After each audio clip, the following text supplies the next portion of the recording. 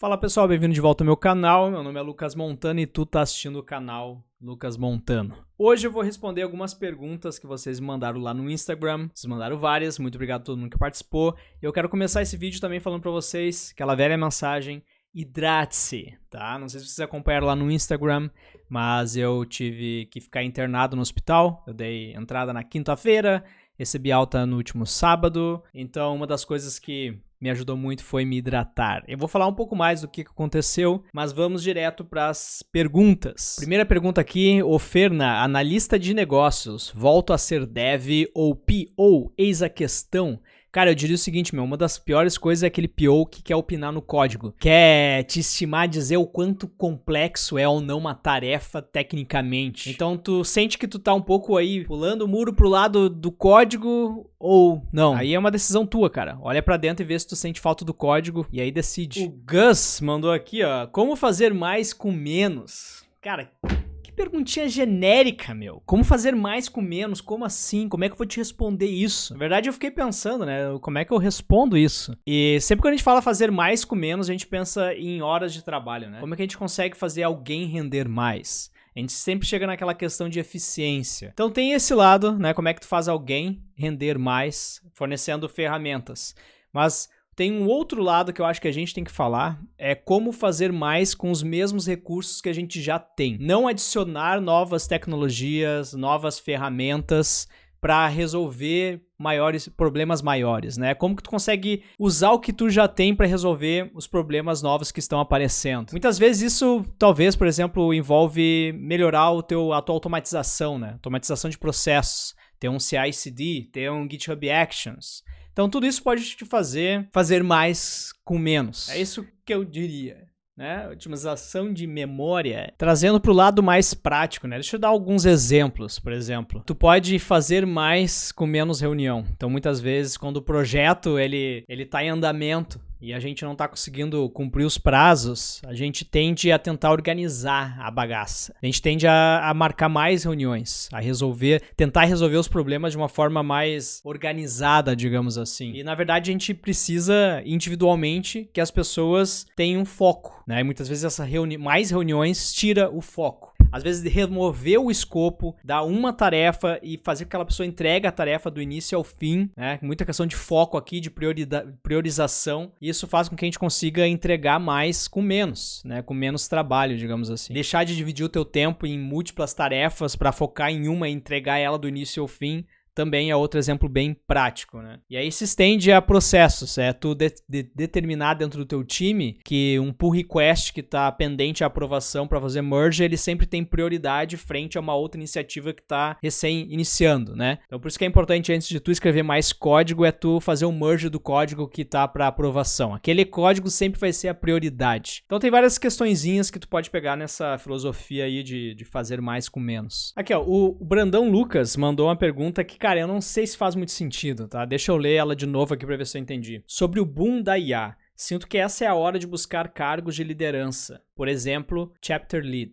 né? Pois acho que as vagas mais júniores vão rodar no médio prazo. Não faz muito sentido, porque como é que tu vai buscar um cargo de liderança se tu não tem experiência? Então como é que tu vai pular de ser um júnior para entrar no mercado como um gerente de TI, como um engineer manager, como um tech lead, como um chapter lead, que pode não ser uma referência técnica, mas é referência daquele domínio específico dentro da empresa. Então, cara, não faz muito sentido a pergunta, entendeu? Uma outra coisa que eu vejo, o maior risco, na verdade, durante essas ondas de layoffs, foi justamente as pessoas que estavam em cargos de liderança. Então, tinha muito engineer manager que se afastou do código, focou em ser um manager e acabou na hora do layoff bailando, né, saindo da empresa e depois tendo dificuldade para se recolocar no mercado. Porque tem menos vagas ainda para engineering manager do que tem para um dev senior ou um dev mid-level. Essa questão de vagas juniors é uma questão, cara, que não tem como tu pular, tá? Não tem como tu pular direto pro chapter lead. Não sei, não fez muito sentido a pergunta para mim, mas o que eu posso te recomendar, cara, tenta ganhar experiência. E essa é a única forma de tu vai pular essa etapa aí de júnior, ganhar uma experiência real. O ovo e a galinha de novo. Bom, eu recebi muitas perguntas aqui sobre como que foi essa história, como é que estão os meus braços, por exemplo, como é que tá a recuperação, e me desejando também melhoras, né? Então, muito obrigado por todo mundo que mandou mensagem no privado e também aqui nas perguntas do Instagram. Então, deixa eu falar um pouco sobre isso e vamos se hidratar, pessoal. E o que fez eu ter algo chamado rabidomiólise. Putz, eu sempre tenho que ler essa. Rabidomiólise. É uma síndrome clínica que envolve a ruptura de tecido muscular esquelético. Foi isso que eu fiz. Programando muito em Vim. É o que dá, cara, usar Vim. 200 WPM no Vim destrói teus músculos. Deixa eu resumir a história pra vocês, tá? Tudo começou num sábado que a gente fez um treino do CrossFit chamado Murph.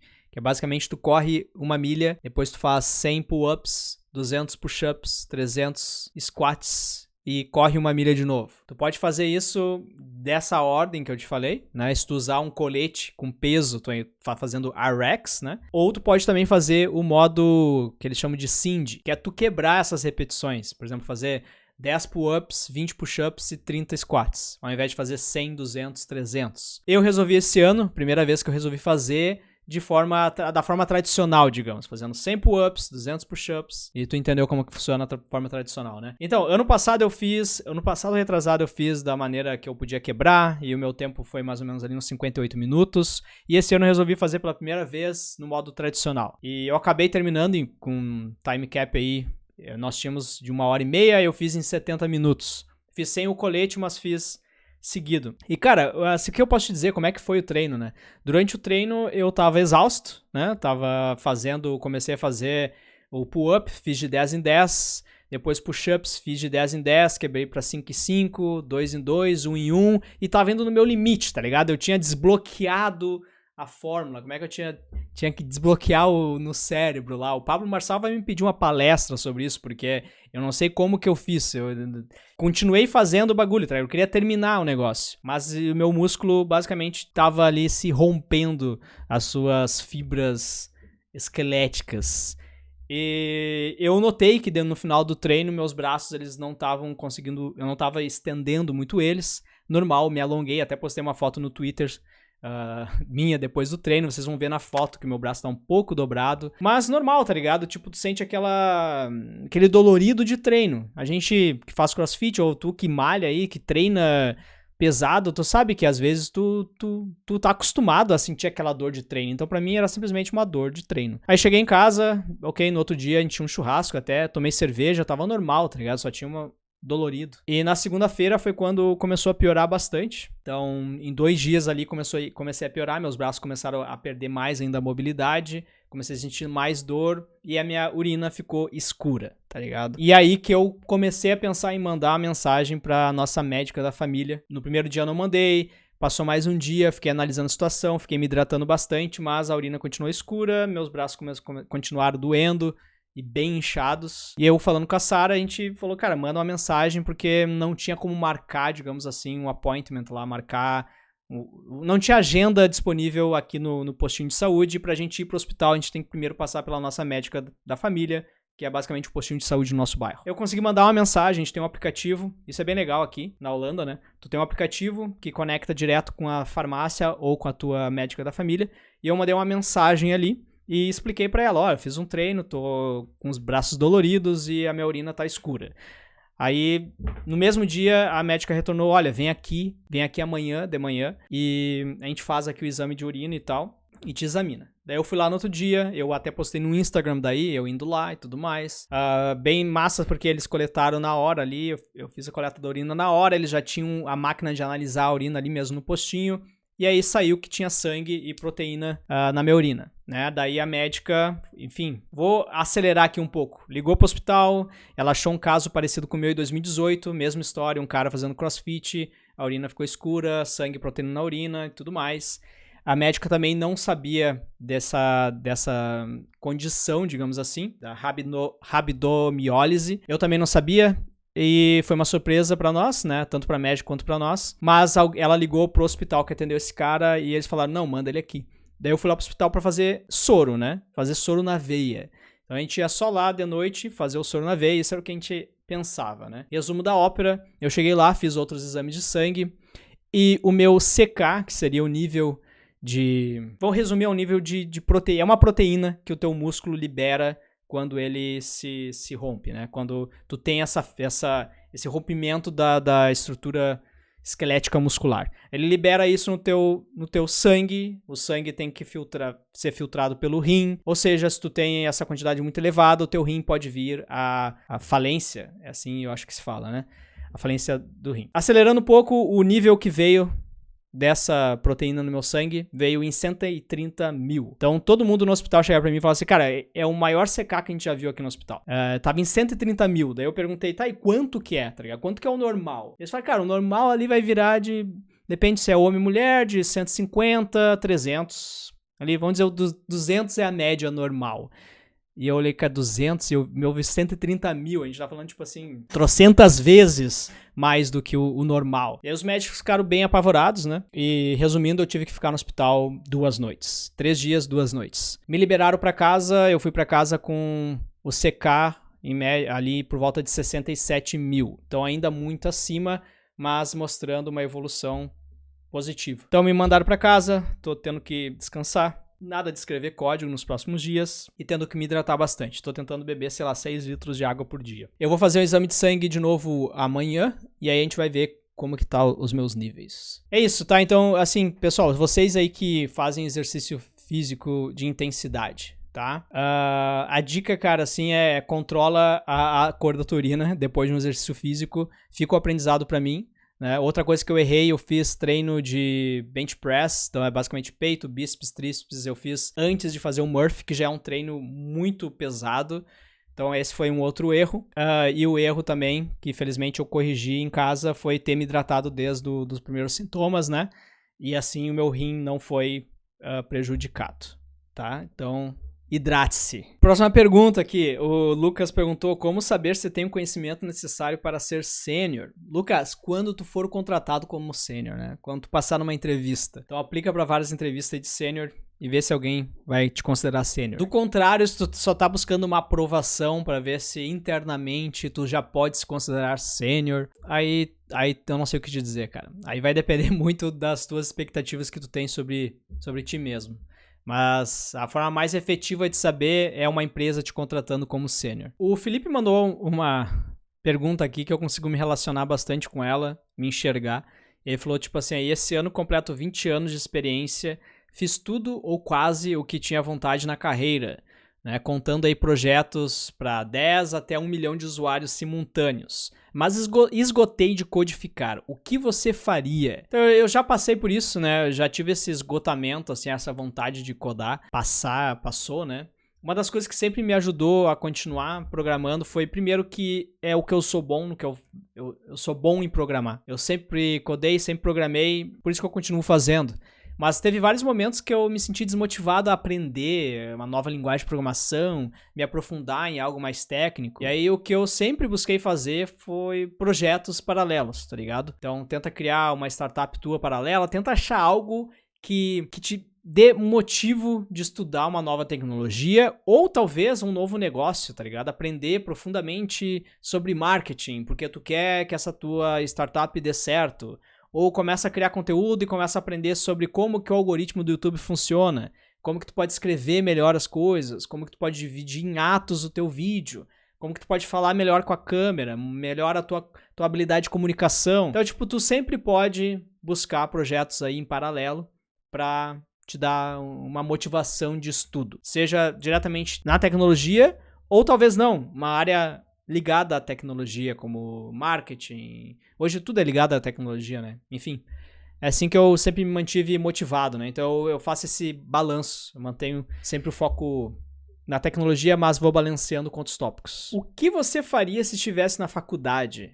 Eu recomendo fazer o que eu fazia, na verdade. Eu tentava trazer todas as noites lá um tópico novo para discutir com o meu professor ou com meus colegas. Então, basicamente isso que eu fiz, sempre tentar gerar discussões e aprender com os outros, né? Trazer um problema que eu tô estudando ou só compartilhar algo que tu aprendeu. Como precificar um software? Cara, precificar é uma arte, né? Tem vários podcasts, vários livros sobre precificação de software, né? Tem muito a ver em como que tu percebe o tamanho da dor do cliente e o quanto que ele tá disposto a pagar para essa dor ir embora, digamos assim. Por que você foi parar no hospital e é cara a saúde no Canadá? Eu já respondi o porquê que eu fui parar no hospital, mas... então, a gente não mora no Canadá, a gente mora na Holanda. E se é caro a saúde aqui... uma coisa que seria, eu quero compartilhar, porque foi a primeira experiência que a gente teve também de ficar internado no hospital e tudo mais. E como funciona aqui é que tu é obrigado a pagar um plano de saúde. Todo mundo paga um plano de saúde aqui. E assim como um seguro de carro, tu tem ali o risco que tu tá assumindo, né? Então, a maioria dos planos vai ficar em volta de 300 e poucos euros, sendo o teu risco. Então, tu paga os primeiros 300 e poucos e, digamos, se eu fiquei 2 noites no hospital e a conta vai vir em 1.000 euros, eu vou pagar 300 e poucos. E acima disso o seguro vai bancar. Qualquer outra coisa que acontecer comigo durante o ano, como eu já paguei os 300 e poucos, o seguro vai bancar também essas outras coisas que eu precisar, os outros exames e tudo mais, né? Então funciona parecido aí com o seguro de carro, digamos. Só que o seguro de carro acho que é por ocorrência e não anual, né? Outra coisa legal é que não importa o quanto tu paga pelo seguro, qual plano de saúde, digamos assim, tu contratou, todo mundo vai receber o mesmo tratamento no hospital. Né? Então todo mundo que estava lá no quarto do hospital comigo estava pagando mais ou menos, dependendo de quanto que eles estavam assumindo desse risco do valor, né? Mas todo mundo tá ali igual, entendeu? Não tem classes de seguro. Isso eu achei bem bacana. Se é caro ou não, depende muito do quanto que tu vai pagar e o que vai ter incluído aí nesse teu plano de saúde, né? Mas pode variar aí de 2 a 3.000, 4.000 euros por ano por casal, ou de 1.500 a 3.000 por ano por pessoa. Né? E isso é dividido daí mensalmente. Qual foi a maior dificuldade que você encontrou no começo da sua carreira? Eu comecei minha carreira oficialmente em 2007, 2008 ali, e eu acho que eu diria que consegui um emprego, cara. Vocês acham que era fácil, mas tipo, o mercado de TI no Brasil era bem pequeno. Eu tive que fazer freela daí. Então, felizmente, meu sogro tinha um projeto, ele me ofereceu pra fazer, eu fiz um freela, consegui experiência, e depois ainda foi difícil mesmo com essa experiência, consegui um estágio. Então eu tava na faculdade, já tinha feito esse freela, consegui um estágio numa empresa que me efetivou depois de uns 3 meses como júnior. Então eu acho que no início da carreira foi conseguir um emprego. Aprender a tecnologia não, porque eu programava desde cedo, então pra mim foi sempre natural, mas entrar no mercado de trabalho oficialmente foi a primeira barreira que eu tive que quebrar. Generalista versus especialista, como você se identifica e qual você acha mais vantajoso para o mercado? Eu me considero hoje um especialista em desenvolvimento mobile Android, né, para o sistema operacional Android, mas eu sou ao mesmo tempo generalista porque eu trabalhei anos como desenvolvedor back-end. Então eu comecei a minha carreira em 2007 como full stack web, né, PHP, Java, CSS, JavaScript. Então de 2007 a 2012, 2013, então a gente tá falando de 6 anos trabalhando como dev full stack web para depois ir pro mobile. Então eu sou um pouco generalista porque eu consigo conversar de igual para igual com um dev full stack, por exemplo. Já também fundei startups, também tive que conhecer um pouco de infra, de cloud. Então eu diria que eu fui adquirindo novas skills, mas eu me considero hoje um especialista em termos de mercado, né? Se eu fosse aplicar para uma vaga hoje, para atuar como staff, como sênior, eu entraria de forma mais fácil especialista Android. O tema é burnout, porque é tão comum na área de TI e como você se organiza para não ter um. Acho que é comum porque se tu passa muito tempo no... Eu acho que assim, minha regra, né, cara? Eu tento balancear o tempo que eu passo no computador com o tempo que eu faço atividades físicas. Embora elas podem me levar pro hospital, mas é bom tu balancear isso, tá ligado? Então, pra ter pra tua mente tá saudável, teu corpo tem que estar saudável, tudo anda junto. E outra coisa que também faz eu não ter burnout, eu acho, é ter mais de um projeto. Embora isso pareça ser meio estranho, né? Mas o fato de eu, às vezes, dividir ali os meus momentos, né, entre o conteúdo do canal, trabalhar tecnicamente, eu consigo desbitolar, digamos. Eu diria que é isso que me ajuda, né? Mas essa é a minha experiência. O que eu sempre aconselho é, se tu tá sentindo que tá com burnout, procure uma ajuda especializada, tá? Não depende só aqui de o que um youtuber vai te dizer. Como ficar bom em lógica? Praticando. Não tem outra forma de ficar bom. Como você estuda programação? Fazendo também. Eu sempre estudei programação fazendo. Anos de freela conta como experiência? Sim. Foi assim que eu comecei no mercado, né? Então contou como experiência. Porque na entrevista eu sabia falar e dizer com propriedade, digamos assim, sobre um problema. Saber de tudo um pouco ou saber muito de pouco? Eu acho que essa pergunta é tipo, não é uma coisa anula a outra. Tu tem que saber de tudo um pouco, mas tu tem que saber muito de alguma coisa que alguém precisa. Basicamente isso.